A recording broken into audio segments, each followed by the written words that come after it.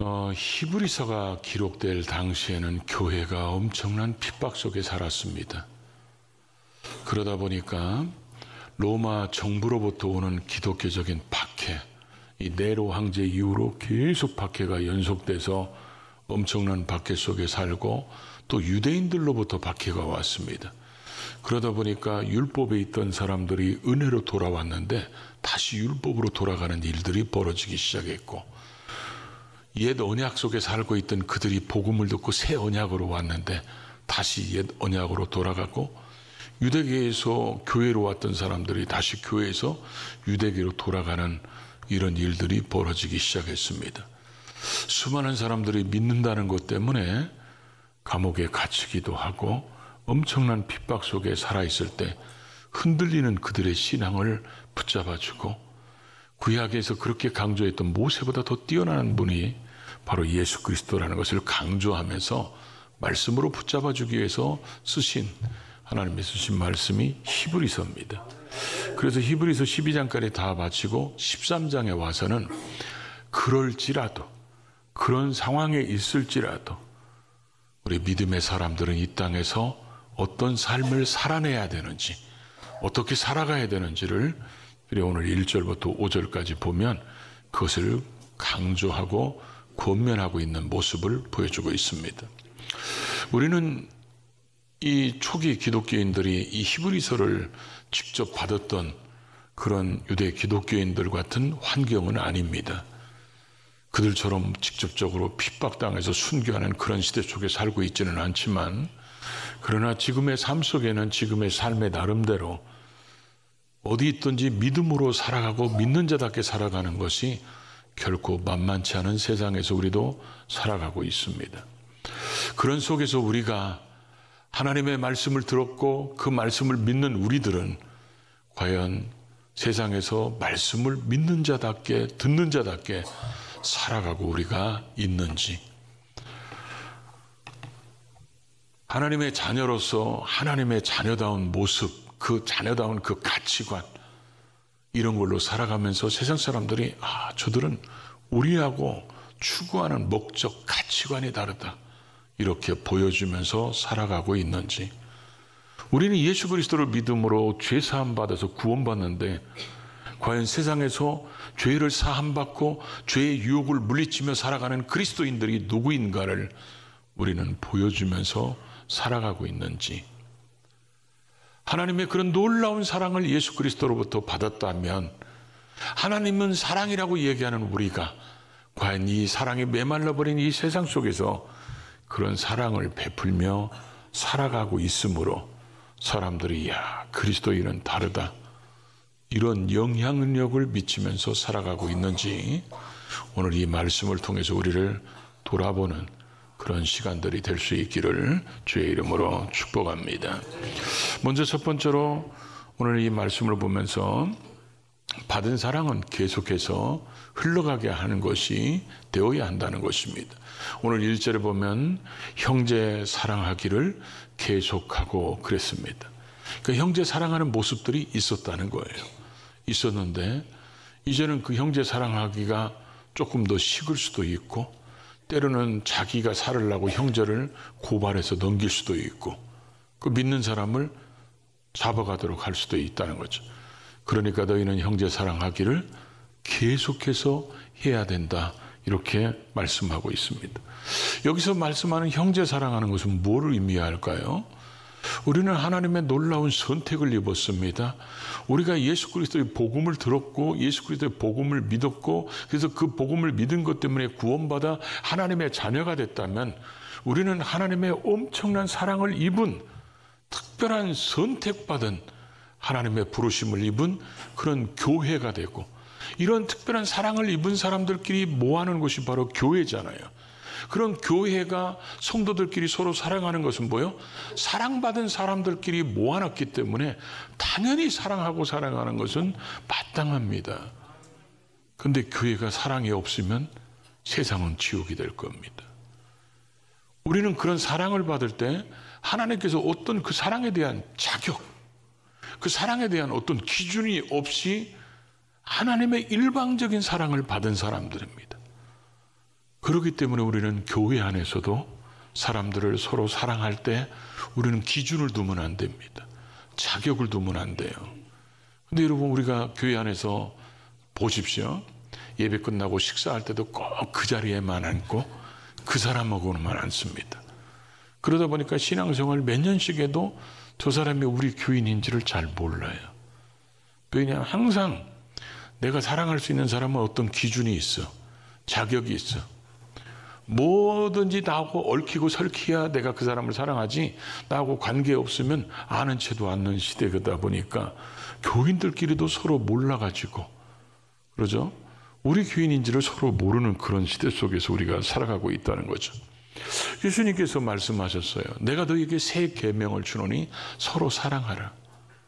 그러면서 사랑의 모델이 뭔지를 소개했죠. 내가 너희를 사랑한 것이, 내가 너희를 사랑하는 것 같이 너희는 그렇게 서로 사랑해라. 너희가 서로 사랑함으로 이로써 사람들이 그리스도의 제자구나, 그리스도 제자인 걸 알아보는 게 뭐라고요? 사랑하는 모습을 보고 알아보게 될 거라는 것을 말씀하고 있다는 거죠. 그래서 우리는 교회 안에서 예수 그리스도의 피를 나눈 형제들, 가족은 부모의 피를 나눴기 때문에 그런 혈연이 있어서 우리는 늘 사랑하고 또 지키려고 그러고 보호하려고 그러고 그러잖아요. 그런 것처럼 예수 그리스도의 피로 구원받은 우리들은 그리스도의 피로 맺어진 사람들이기 때문에 서로 아끼고 사랑하고, 더군다나 이 시대에는 얼마나 핍박이 심했습니까? 그럴 때 서로 지지해주고 위로해주고 격려해주고 그러면서 서로 사랑하는 모습이 계속 되어야 한다는 것입니다. 그래서 계속해서 되어져 가지고 사람들이 그 사랑이 계속해서 흘러가야 되는데, 우리는 하나님의 그런 놀라운 사랑을 입었어도 그 사랑이 나에게만 머물러 있으면 이 사랑이 이기적인 사랑으로 변질되기 시작하기가 아주 쉽습니다. 그래서 하나님은 나만 사랑하는 것 같아. 하나님은 나만 좋아하는 것 같아. 하나님은 내 기도만 들어주는 것 같아. 그러다 보니까 다른 사람이 소중한지를 잘 모르는 거예요. 하나님이 나도 사랑했지만 저 사람을 위해서도 예수 그리스도를 주시기까지 사랑한 사람이라는 것을 보여줘야 그 사람들을 진심으로 사랑하고, 또 우리의 사랑이 자꾸 흘러가서, 세상 사람들은 여러분 하나님을 압니까? 모르잖아요. 예수님을 압니까? 모르잖아요. 그러면 그 사람들이 예수님을 뭐를 통해서 보고 살아계신 하나님을 뭐를 통해서 보겠냐는 거예요.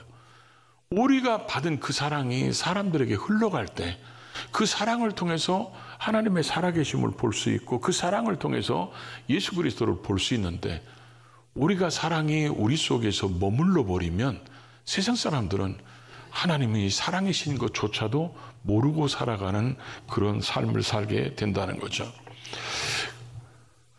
메마른 땅에 단비가 내리면 모든 풀이나 나무들이 생명력을 얻어서 살아나는 모습을 볼 수 있잖아요.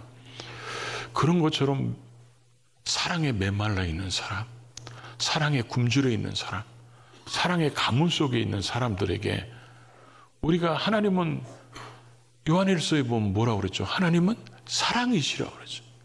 그 하나님 사랑이신 그 사랑이 예수 그리스도 통해서 우리에게 주어졌기 때문에, 우리 주변에 왜 여러분 주변에 사람들을 놓았겠어요? 그 사랑을 배달하라는 거예요. 그래서 정확하게 그 사람에게 택배를 하라는 거예요.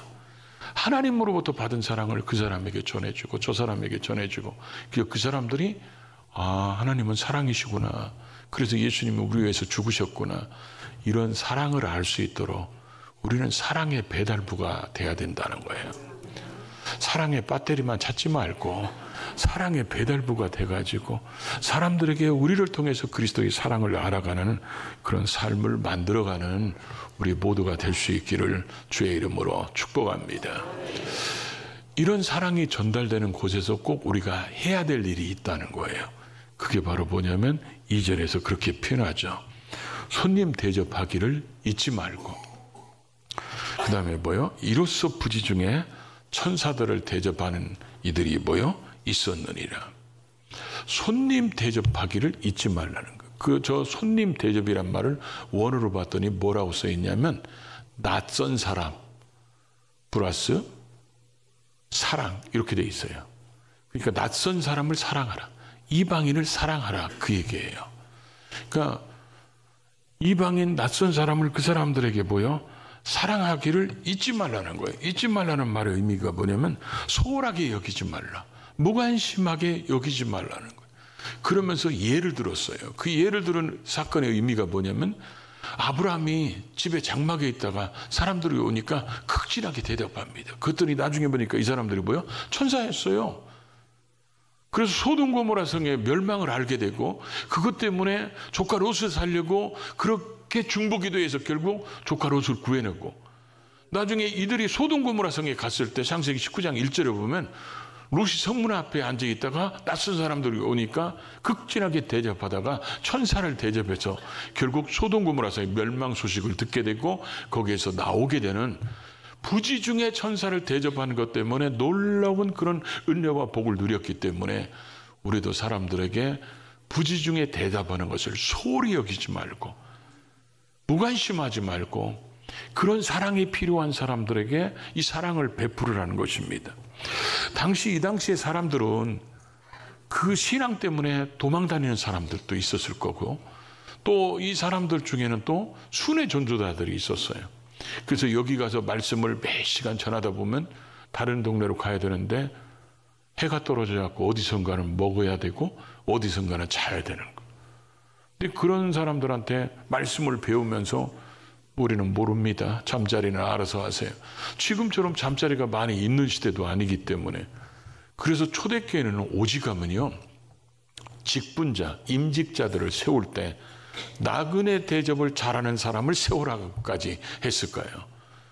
그 정도로 나그네를 대접하는 거 그런 사람들을 대접하는 것이 굉장히 필요했다는 거죠.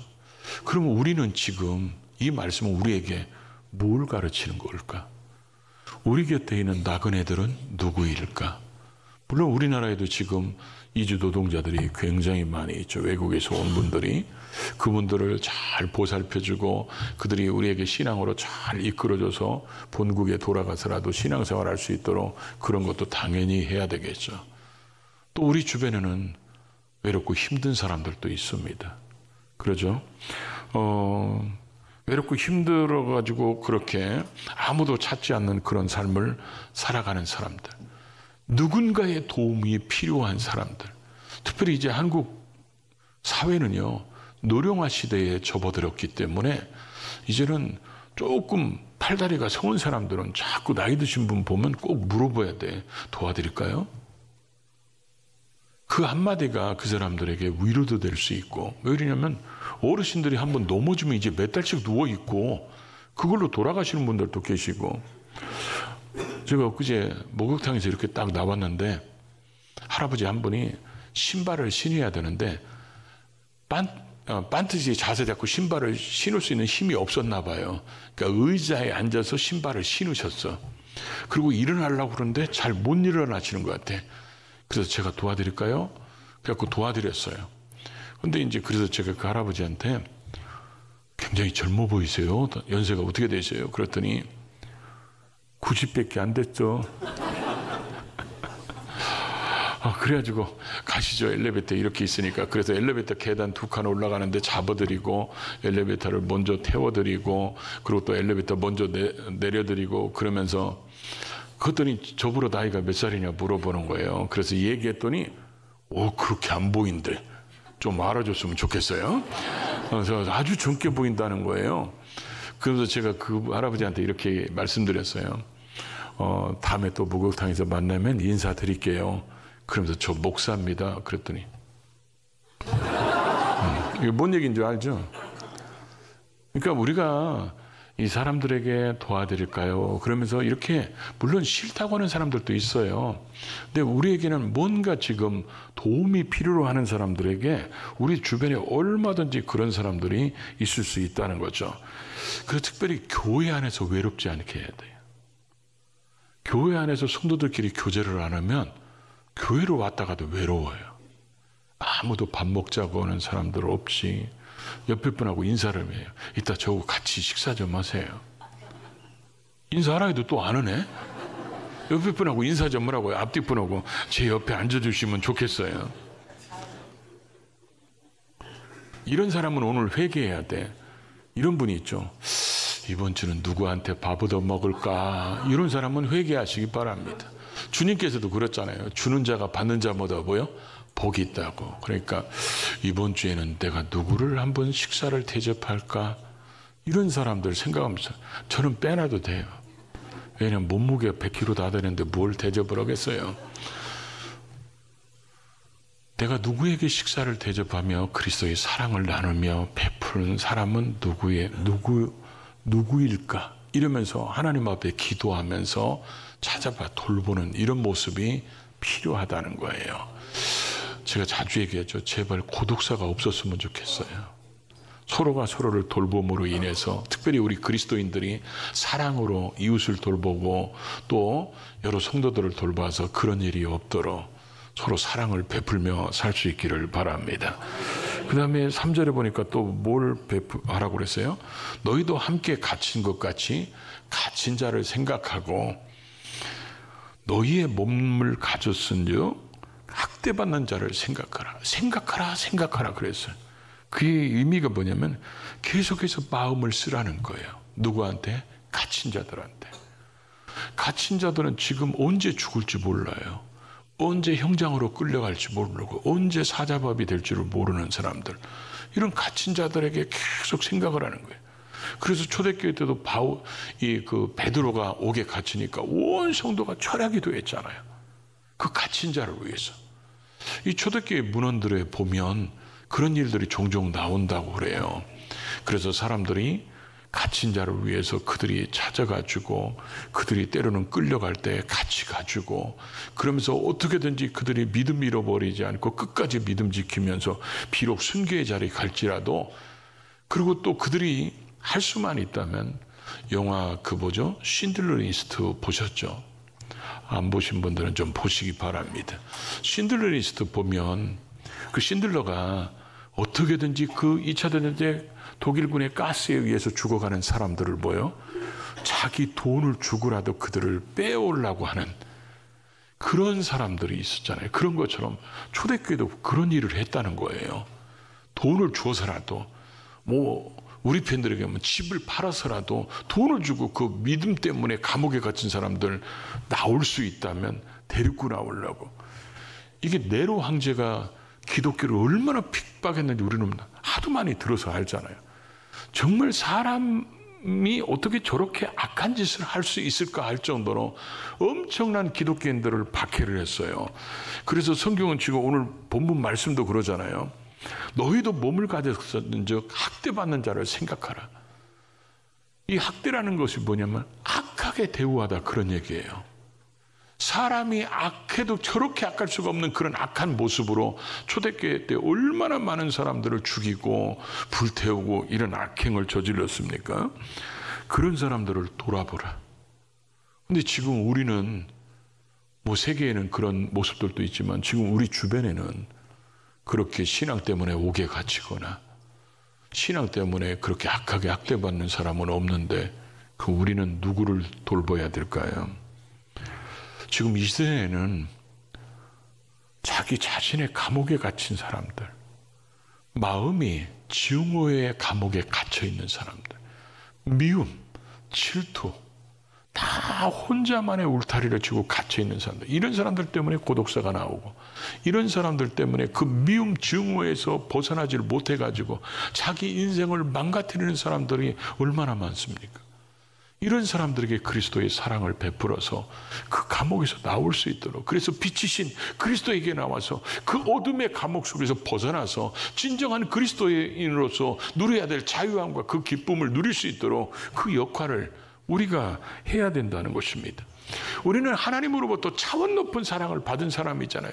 이 세상에 존재하지 않았던 차원 높은 사랑을 하나님으로부터 받은 사람들이기 때문에 이 세상에 사람들을 대할 때 차원 높은 생각으로 사람들을 보고 우리는 그들에게 그런 사랑을 베푸는 삶이 되어야 한다는 거죠. 지금 산불 때문에 굉장히 많이 힘들어하는 사람들도 있고 가족들 잃어버리고 애타는 사람들도 있고, 그래서 저도 이 산불이 지나가는 그 근처에 있는 친한 목사님한테 전화를 해봤어요. 목사님 교회는 괜찮냐? 그랬더니 뭐 밤 2시, 3시경에 이 불이 지나가는데요. 손쓸 수가 없었대요. 바람이 세가지고.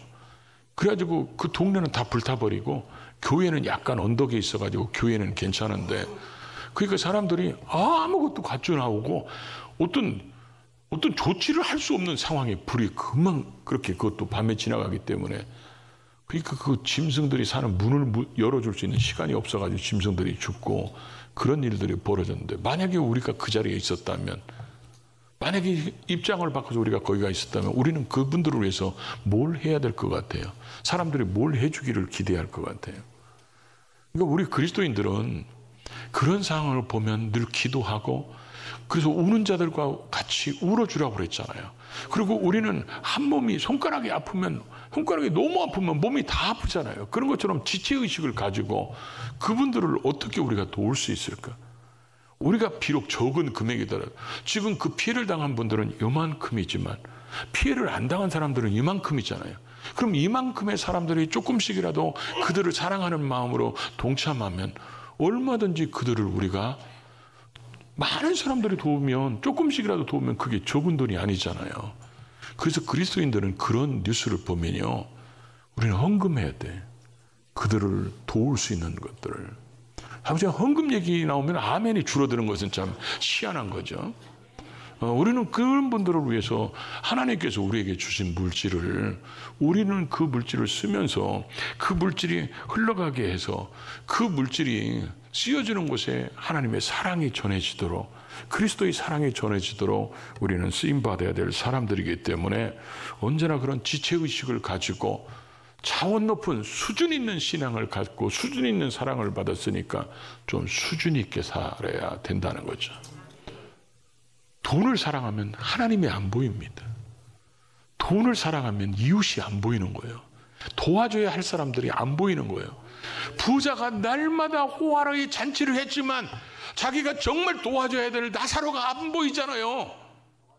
그러니까 나사로를 도울 수가 없는 거야. 나사로를 도와야 될 그 사람이 자기 집 앞에서 그렇게 헌대를 개들이 와서 살고 있는 그런 사람들을 도울 수 있는, 나귀는 날마다 호화롭게 잔치할 수 있는 돈은 있어도 돈을 사랑하니까 그런 사람이 보이지 않았다는 거죠.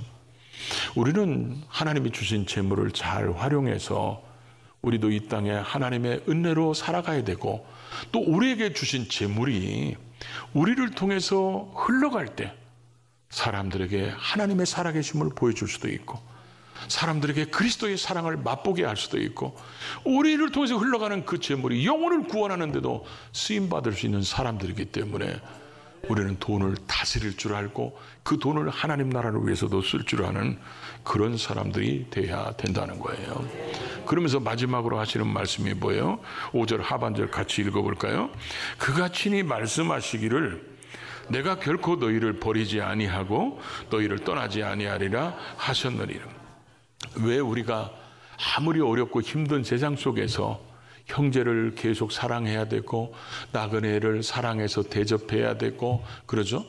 그러고 나서 갇힌 자를 돌아보고 결혼을 소중히 여기고 침소를 더럽히는 일들을 행하지 않고 돈을 사랑하지 않을 이유가 뭐냐? 그가 하나님이 친히 말씀하셨다는 거예요. 이 말씀이 야곱에게 하신 말씀이고 여호수아에게 하신 말씀이에요. 저는 이 말씀을 읽으면서 이런 생각이 들었어요. 하나님은 너희들 야곱 얘기 들었지. 내가 야곱에게 한 얘기 들었지. 내가 야곱에게 그렇게 약속하고 나서 야곱을 한 번이나 떠난 적이 있더냐? 야곱을 한 번이나 버린 적이 있더냐? 여호수아에게 정복전쟁에 나갈 때 내가 여호수아에게 너를 떠나지 않겠다, 그대로 내가 그를 떠난 적이 있느냐? 내가 너를 버리지 않겠다, 그렇게 해놓고 그를 버린 적이 있느냐?